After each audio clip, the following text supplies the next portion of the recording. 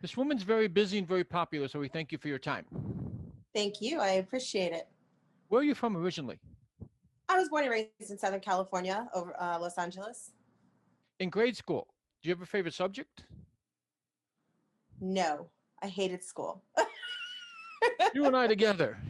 Yeah, no, I really, really hated school. So my whole entire educational experience was not positive. I was badly bullied. And so I was homeschooled seventh grade. Eighth grade, my parents put me in a private school in the San Bernardino area. And then I stayed there for a few years. I ended up a teen mom and I transferred school and graduated a year early. And yeah, so I just didn't have a very positive educational experience, and I was it's never been something I really enjoyed, and it's translated over to this life I'm in now. I mean, people bullied me out of jealousy, out of hatred for the attention I got from other people, and that started very young. And it's sad that um, that's kind of the culture we live in. So I guess I kind of was just being groomed for what I was gonna hit in adulthood. I'm sorry you got bullied, but I think you've had a good revenge. You're a famous celebrity now, and they're probably homeless. I don't call myself a famous celebrity, maybe in the porn industry, but and I don't wish that anybody be homeless or any harm to any of the people that were ever mean to me, because I understand where they were coming from at various stages in my life.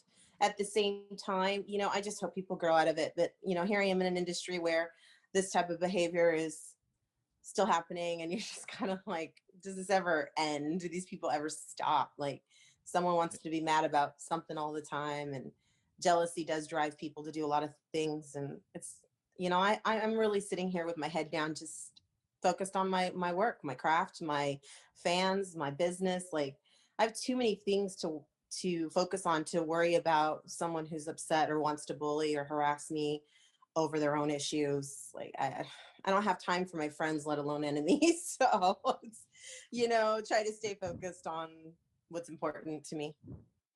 When you finished all of your schooling, did you go to college? I What did you do? did. I did. I went to college. I went to two different colleges and tried two different majors, actually three majors, and just couldn't do it. I don't have the patience for education. I started off with education. I'm sorry, with psychology, and then that was like, oh my god, this is going to be so long. I don't want to do this. So then I got into the tech industry in the 90s. So before all the dot coms, Right. arrived, and I got into business technology. So I was doing that was my degree that I was going for, and the company I worked for at the time had their own like in-house school, so they did a lot of the tech that actually transferred over to the college. And but I still couldn't, like, my biggest challenge has been that school's actually too slow.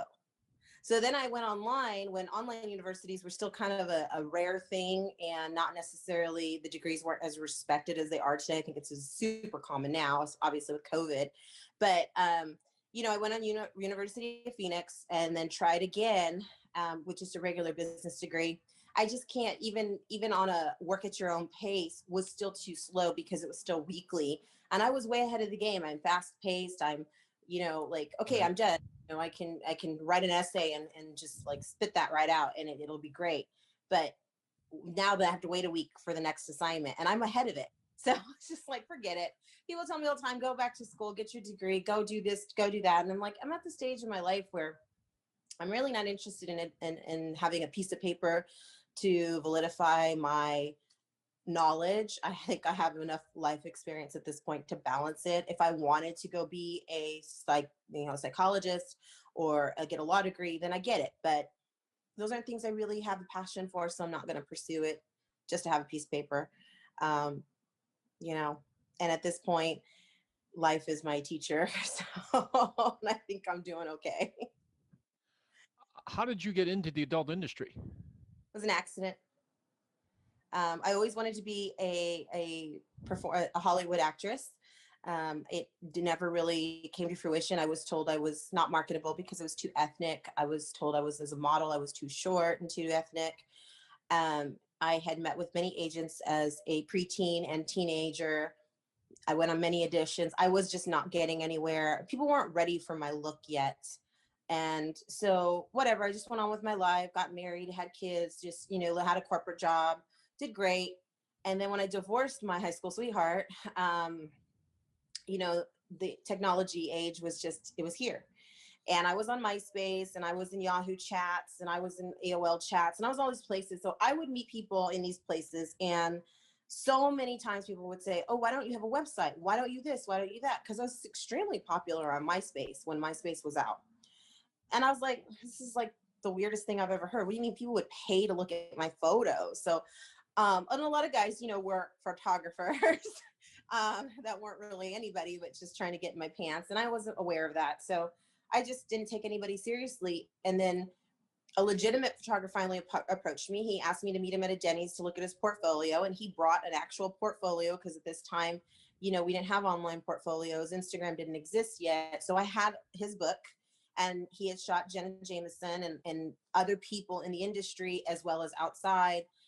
He had a legitimate wedding photography business too. And he said, let me take some test photos of you and just see what happens. He wasn't trying to push an agenda. He wasn't doing anything. So I did it.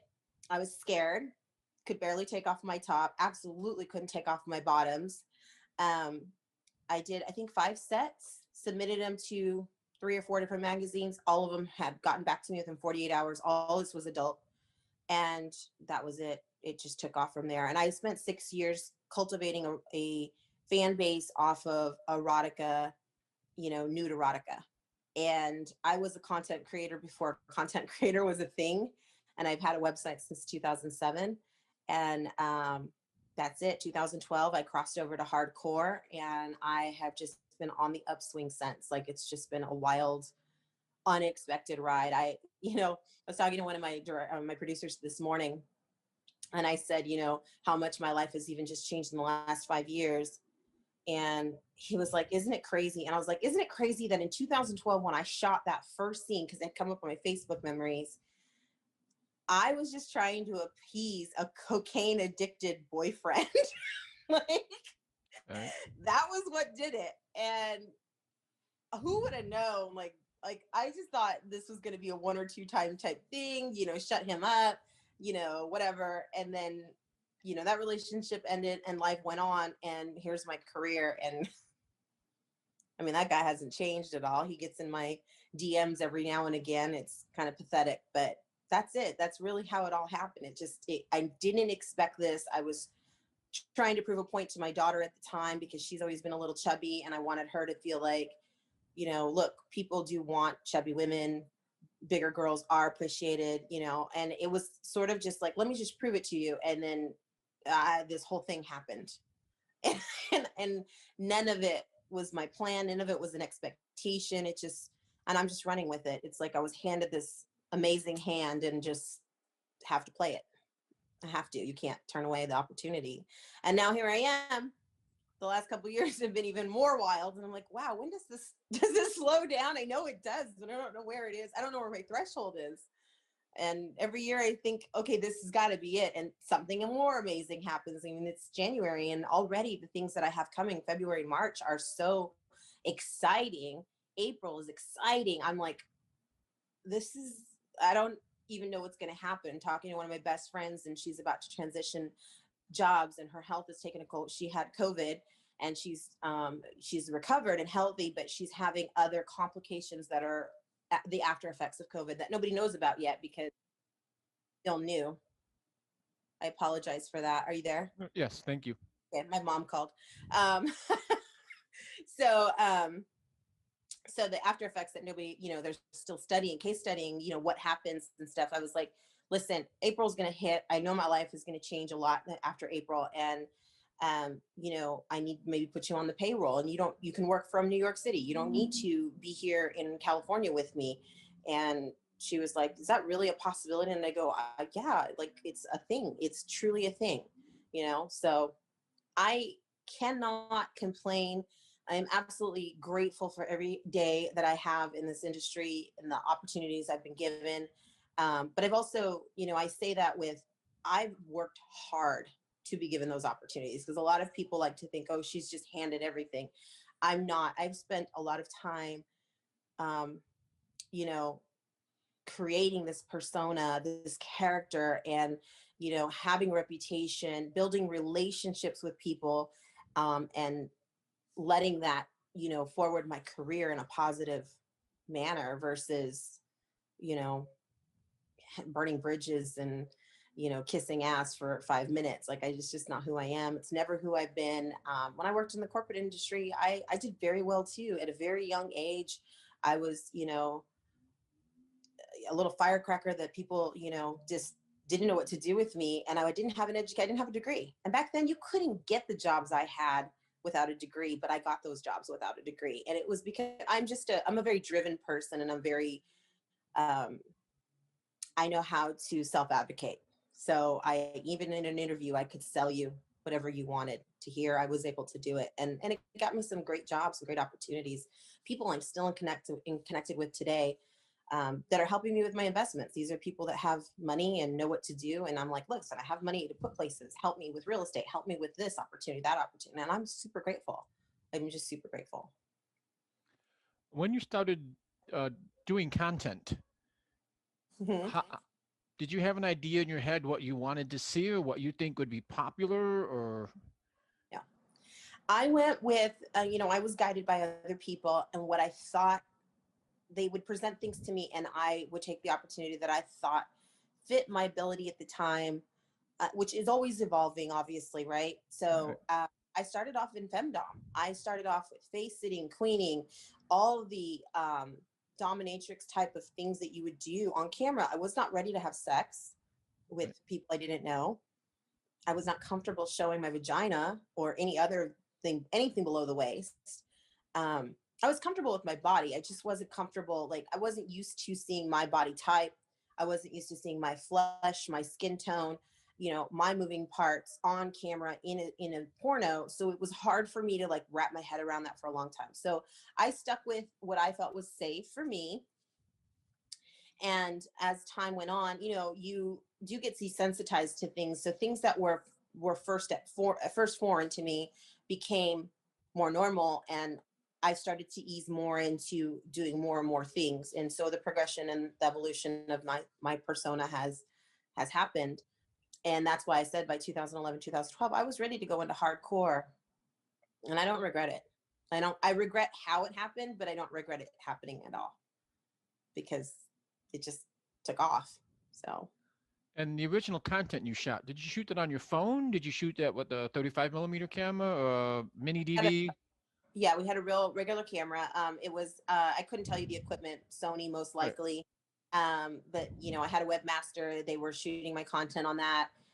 We did very little video. We did video, but we didn't do as much because I still was very uncomfortable and awkward with talking into a camera. And I could take photos with a traditional camera setup like no problem. I had been modeling since I was like 4, so the camera wasn't foreign to me. But the hearing myself talk, seeing myself in movement, I didn't like it, and I still to this day sometimes cringe at the things I hear myself say and do. Although I have separated that as this is a character I play, so that character is supposed to do those things, and so I forgive myself for things that are cringy to me. um but back then especially, I just didn't know what I wanted to do. I was big on the boob, with the boob fans and the boob community, and I was on Jugmaster. I mean, the first time he shot me a video, I was just like deer in headlights. I don't know what to do. Like, I needed a lot of coaching because I wasn't comfortable with myself in that aspect. um but time, uh, practice makes perfect, and every day I'm getting better at something. So I by no means consider myself the pro or an elite or a know-it-all, because every day I'm evolving too. Technology's evolving, everything's evolving, so it's every day getting better, you know so And for you, when it comes to content, do you find people want the stuff that's perfectly lit and everything is perfect, or do they want the more real stuff, like the casual? to be honest, I feel like my fan base does not have a preference. My fan base, I am so fortunate. It doesn't matter what I do. They want it. It could be badly lit. It could be pro-am. It could be professional at the studio. It could be Hollywood. It could be my Snapchat, just me walking down the street, just being a normal person. They want it all. They want it all. They want it. I've said for years that I needed to have my own reality TV show because I'm something about my life is very intriguing to my fans, and they want to just be in every part and everyday life of me. And I don't know why. And I don't know why we all have people, celebrities that we are infatuated with, and we want to just, you enjoy the juicy details of their daily life, the Kardashians, whoever it is. You know, we've all watched Big Brother and all these other programs, and porn, because there's some mystery to our jobs. People do want to be involved in any capacity. And because I've had such a long career, I've just had this ongoing, growing fan base of people who cannot get enough. So I can't even, and with my analytics, say one does better than the other. It all does so good. Even typically a girl scene for general porn doesn't do as well as other work. My girls do great. My girls do great too. It's like, what? I don't know why. Um, but people are just very intrigued. And sometimes I wonder if it is because I'm a BBW, because people are, I'm so out there and in people's faces right now, that they're just intrigued with all of it, because I am that token right now. Um, and so I think that, for me, I'm just fortunate to have such good fans, such loyal fans, and so many new people that are finding me every day and just like enamored with me. And I'm grateful for it. Like, wow, okay, I'm just super lucky, and I don't know how and why, but I learned a long time ago, you don't have to know, just take it and go with it. For you personally, do you prefer the perfect studio lit stuff? Do you prefer the gonzo stuff? Do you?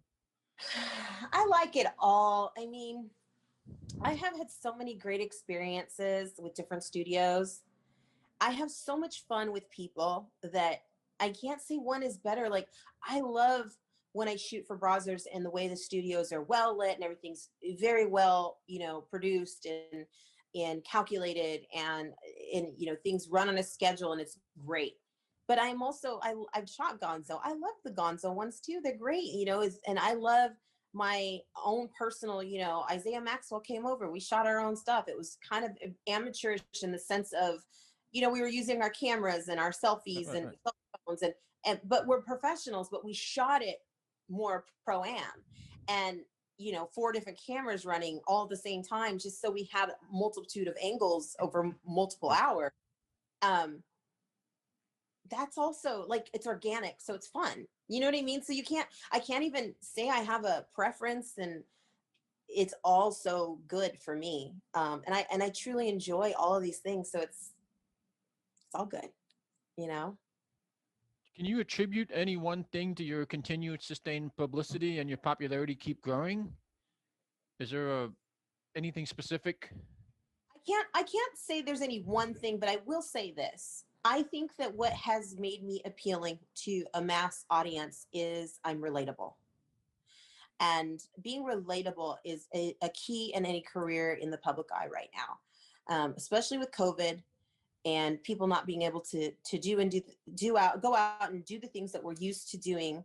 Um, you're relatable in the same confines that everyone else is, and that's what people want right now. We with that human aspect, because we can't physically have it the way we usually do. And even with lockdowns and restrictions coming and going, changing constantly, it's I feel like the fan base has changed a little bit. And even when life goes back to normal post COVID, if we ever if we ever go back, there might not ever be a normal. This might post COVID is going to be its own thing.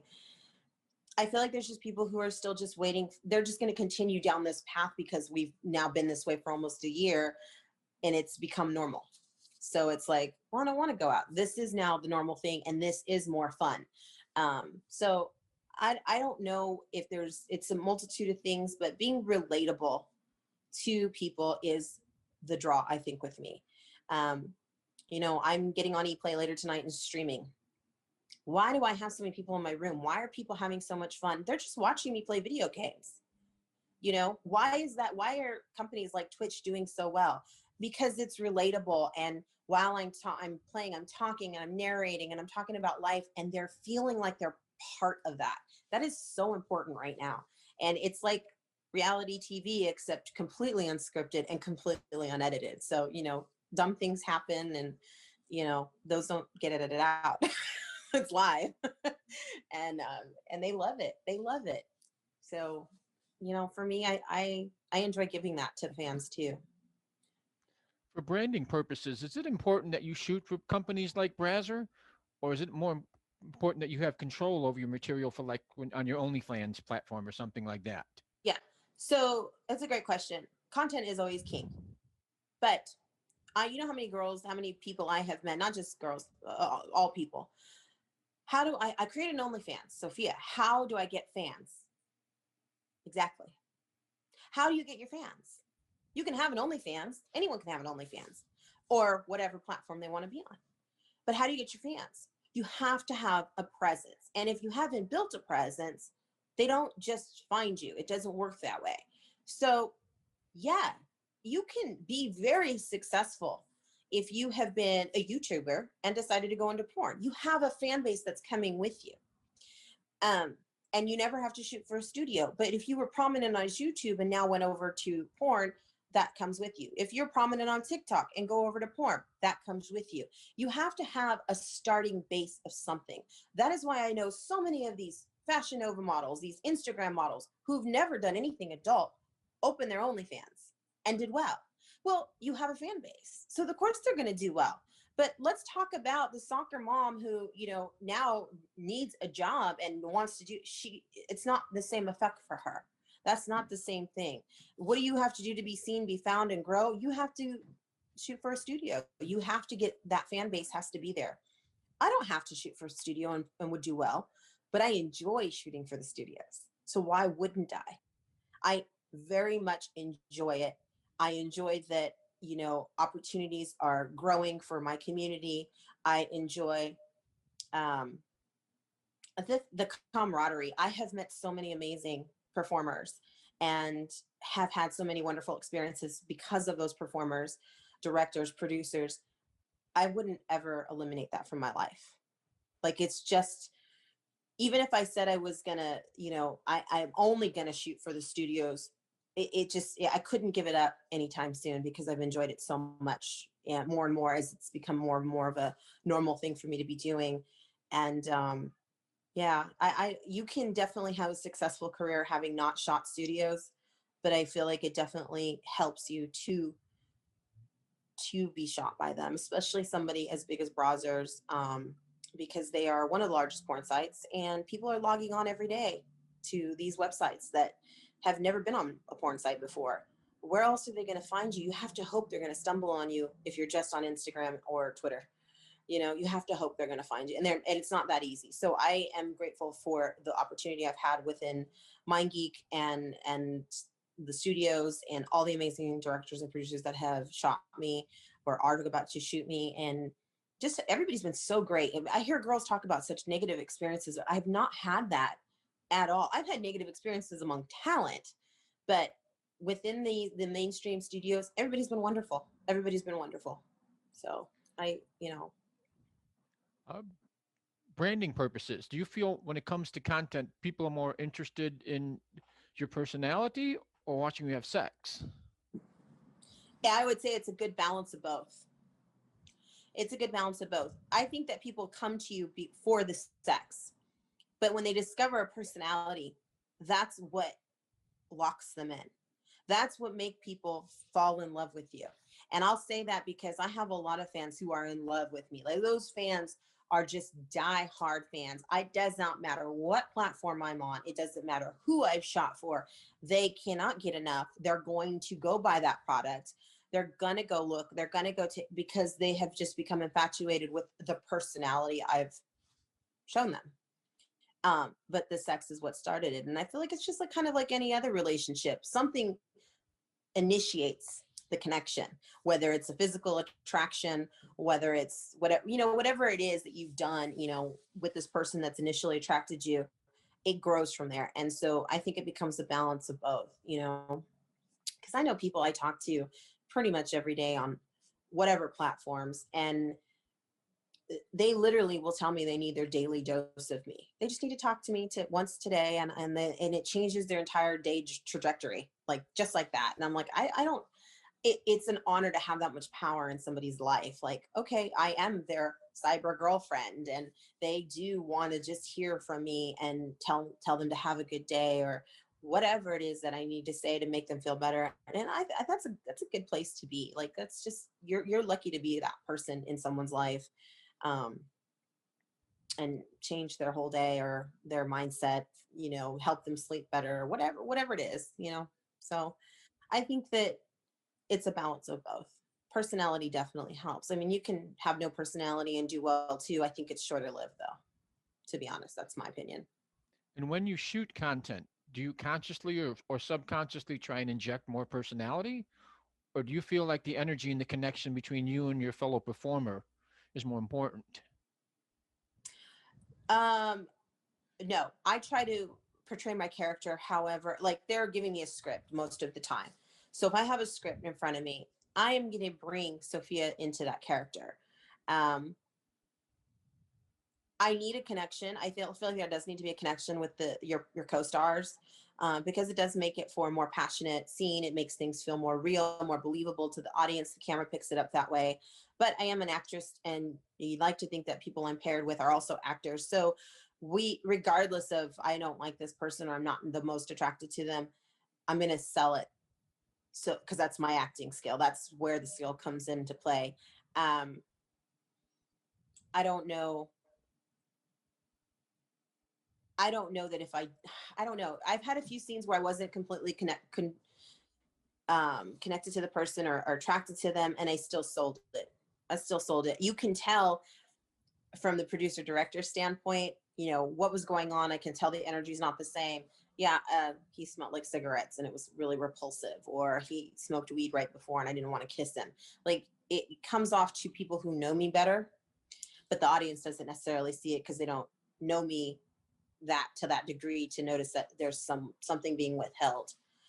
I do try to bring myself into the character if I can, because that is what, as a content creator, that is what they're buying.